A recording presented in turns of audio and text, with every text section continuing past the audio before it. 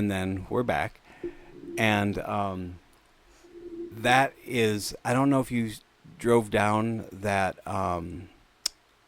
street where Sammy's old street, when everybody has their decorations up and everything.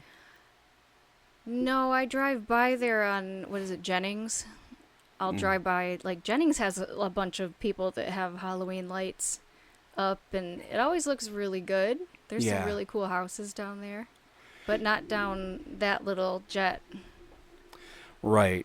And Clio is a great city for traditional trick-or-treating. Yeah, absolutely. Really, like, cool families. I know a couple of them just by working around there or whatever, but there was one of the houses just had one of those giant werewolves, Nice. like 20 feet tall or some shit. And Like the skeleton, that's like a 12-foot skeleton. yeah, They came out with just a werewolf. giant werewolf. I want one.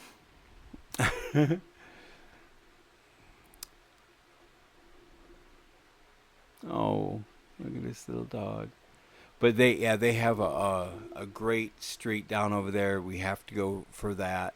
And that reminds me too, when we went one year up to Frankenmuth with Samara, Yeah. I don't remember it being that great. No, I think number one was Grand Blanc, right down by the Starbucks over there. You go into that, and it's just almost every house was trick or treat. Yep. Yep. She And brought home big bags of candy. there was a lot of kids down there. Yeah. Yep, there were a lot of kids, and that's kind of how. Is that your foot? That's my foot. I hope so. But it's not like another body My down hoodie. there. Like the houses over by Sammy's old house, they're closer together. Lots of families, and I feel good that I know some of them too. It just feels familiar, and like you could literally go down and around and probably hit like 30 or 40 houses just in that neighborhood. Yeah. Like, you're going to bring home a fat sack of candy. And I don't give a fuck about the candy. I mean, it's great. Right. Candy It's- is great. yeah. But it's like, can we go trick-or-treating? Yeah. Yeah. Like, that's what it's about. Like, fuck. Like, man, I love it. I love the whole deal. Like, I want so much for it to just never end. I wish they had, like, trick-or-treating, like, for 3 days for Halloween. Just like for Devil's Night. Oops. Hello. For Devil's Night, Halloween, and All Saints Day. Mm-hmm. That would be amazing. And just starting, oh God, I'm so excited. Just talking about it now is like, you don't even have to fucking do anything. For me, I don't have to do a thing to enjoy it or to make it special. It just is. And that's, not to get too like weird and philosophical, but there are connections that I feel with the season in my spirit, and how the 4 seasons that we have are about death and rebirth and change and love and creation in the spring. And when this time of year comes around, I feel like I was reborn last spring. My spirit, I'm always trying to do shit to make myself a better person, but like the rebirth of spring with consistently doing things, and then going through summer to get to this place, tonight, to where we are at autumn once more. And that's when you start to shed all of the shit that you don't need. You begin to fall into a change, and it's just so exciting and liberating to feel the oneness with the patterns of the universe. Like I said, I don't want to get too deep into it right now. well, I don't want to sound fucking goofy, but that's how I feel. Some Some people might say, shh, the less said, the better. The Mm-hmm. truth is, one does not need to speak of things that one feels if the truth is there. Mm-hmm. And it is here, but I love to celebrate it. And that's why I feel so connected to it. You know, whether it's nature or nurture or a little bit of both, this is our season, you know, to just feel good. Like even the regular mundane passages of work don't seem so bad because I'm just happy to be able to put a hoodie on, you know, wear a scarf, you know, Right. and celebrate this time of year. So speaking of that, oh, and one other thing too that I'm excited about that is on our calendar. Where am I going here? Obviously, there's a lot going on in October, like we were saying. Where am I at here? Sorry. So many things going on. We have on the 18th that Flint Horror Collective is going to be at the Howl Theater with our super surprise, cool, scary double feature, Halloween celebration double feature, which will make you want to rock and roll all night and party every day. The Flint Horror Collective meets the Phantom, and it'll be a trick and a treat extravaganza. And I am anxious to get on the Fastway track to get over there. Anyway, and so that's the 18th. Gosh, yeah. So today was the Mothman Festival. We skipped out on that this year. Like I mentioned, the 28th, Punk Rock Night in Indiana with the Jasons and First Jason, Children of October. And then the very next day, on the way back, stopping to see Testament and Creator with Possessed. So, and that's not even into October. The Howl Theater on the 18th. The 24th, we're on the Burton Beat podcast. We were asked to do an acoustic performance, but then the guy sent me a message and was like, well, you could plug in if you want, as long as you don't blow the roof off. And I was like, well, we usually do if we plug in. And he said, well, here's one band. He sent me a video of this band that was plugged in. You know, it sounded good. You know, it's like this podcast like takes place at a bar, like a live venue. Oh. So yeah, I didn't know that either. I thought we were going to a studio, but you know, it's like at. Well, that's interesting. Yeah. Let me see what. Oh, blah blah blah blah blah blah blah blah blah.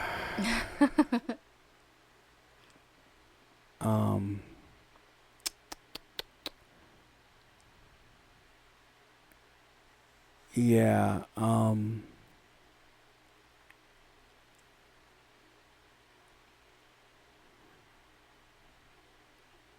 Yeah. Sorry. It's Bar and Grill. God, I don't even know the name of it here. He says you could do a plugged-in set, just can't blow the roof off the place. And then he sent me a video of Plethora doing a acoustic cover of Twilight of the Thunder God, which isn't that like a Amon Amarth song? Hmm. But it sounded great acoustic, and then there was a band that plugged in. But yeah, it's on a it's at a bar. Sorry, I'm getting lost because I was trying to find the date that we're going to see Terrifier 3, because I got tickets for that. Now I don't remember when it is. But I'm super excited to see that. Let me just type it in. At the historic Howell Theater. Yeah, that's Saturday, October 12th.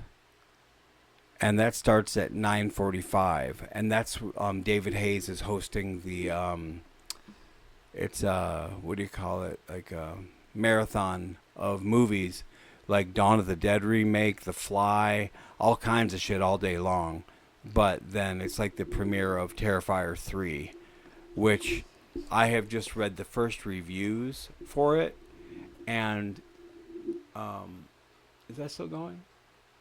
Oh yeah, we're good. Says that it's God, what is it, like pure evil and beyond depraved, and just sick beyond anything you could imagine. And David, who plays Art, had said apparently there was one scene in that movie that made him literally almost throw up when he was shooting it. Wow. Yeah. It's going to be gory. Yeah. I mean, those movies get gorier and gorier as they go. Yes. Let me see here. What does it say? Oh, they called it Absolutely Depraved and Truly Evil in its first reactions. Woohoo! So I guess the world premiere was September 19th in Fantastic Fest. And one review says Terrifier 3 is some absolutely depraved sicko shit. Complimentary. The movie looks amazing. Lauren Rivera has an all-timer final girl sequence, and David Howard Thornton absolutely rocks as Art the Clown once again. James Preston Poole added Terrifier 3 is truly evil, and I mean that in the best possible way. Grindhouse beyond Grindhouse. Truly sickening practical effects mixed with a lore that is getting more and more intricate. I don't know how Damien Leone tops this. And they just announced Terrifier 4. Oh. So, yeah, I mean, just keep doing it, man. If you could just keep doing it and make it better and gorier, then by all means. All right, people are going to eat it up. Anyway, I got sidetracked for a second there. I was just looking at some trivia for Halloween. And I thought we could go over some of it. Like, there are a bunch. Well, that's not all. So this is not all Halloween trivia. Like, for the holiday, there's horror movie stuff.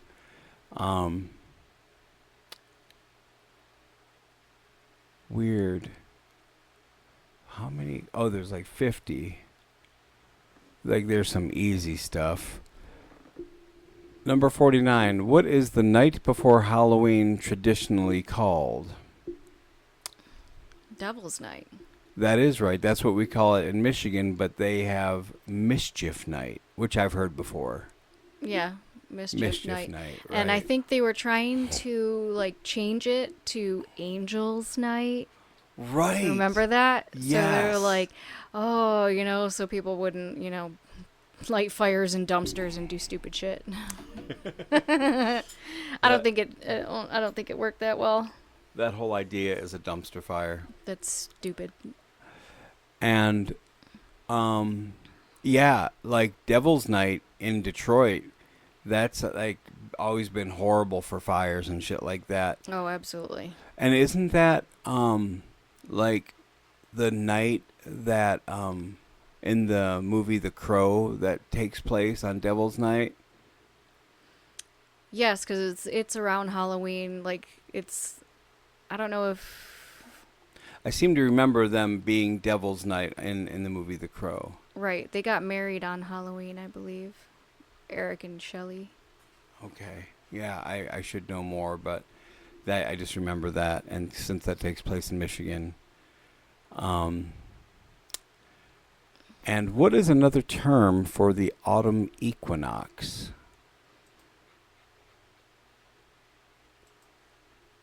So I can click on it, but it says Mabon. What is Mabon? It's a pagan festival of autumn. You've heard of it before? Yeah, Mabon. Mabon. Mabon. Modern pagan and Wiccan festival that celebrates the autumn equinox, typically the 21st through 23rd of September in the northern hemisphere. It is one of the 8 Sabbats of the wheel of the year, making a balance between day and night. Mabon is a time to give thanks for the harvest and reflect on the cycles of nature, particularly the transition from summer to autumn. Huh. Yeah. The key themes, harvest and gratitude. Like Thanksgiving, it's a time to appreciate the abundance of the earth and the fruits of labor. Wow, there's a whole... See, I probably heard of it, but I can't remember. There's some goofy ones. Who is the villain on A Nightmare on Elm Street? Which character is known as the Mistress of the Dark? Come on now. What do you call the fear of spiders? Arachnophobia. What are spirits said to collect on Halloween? It says soul cakes. It's soul cakes. Soul cakes. I'll take your soul cake. Huh, this one I haven't heard. How can you traditionally see a witch on Halloween? By wearing your clothes inside out. I've never heard of that, have you? No, that's weird. Huh. Interesting. Yeah, there's some dumb shit.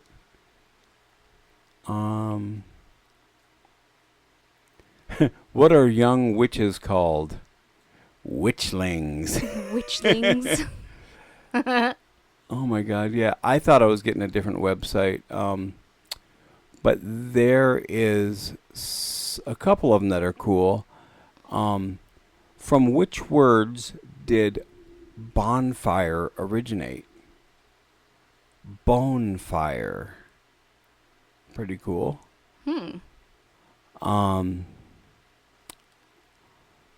Yeah. Which monster is Frankenstein's creation? A patchwork man. Huh. And do you know which famous magician died on Halloween? Harry Houdini. Oh. Yeah, I didn't know that either. Died on Halloween. And do you know which the first jack-o'-lanterns, what were the first jack-o'-lanterns made from? Turnips. Yes. They look really weird, too. Yeah. And did you know that there is a fear of Halloween and what it's called? I don't know that. Samhainophobia. Really? That's what it says. That's funny. Everythingtrivia.com Halloween trivia questions. And do you know finally the origin country of Halloween? I want to say it was like Scottish or Irish to begin with. Ireland. The tradition of carving jack-o'-lanterns originated in Ireland using turnips instead of pumpkins. It is allegedly based on a legend about a man named Stingy Jack, who repeatedly trapped the devil and only let him go on the condition that Jack would never go to hell. But when Jack died, he learned that heaven did not want his soul either, so he was forced to wander the earth as a ghost for eternity. The devil gave Jack a burning lump of coal and a carved-out turnip to light his way. Locals eventually began carving scary faces into their own turnips to frighten away evil spirits. That's so cool.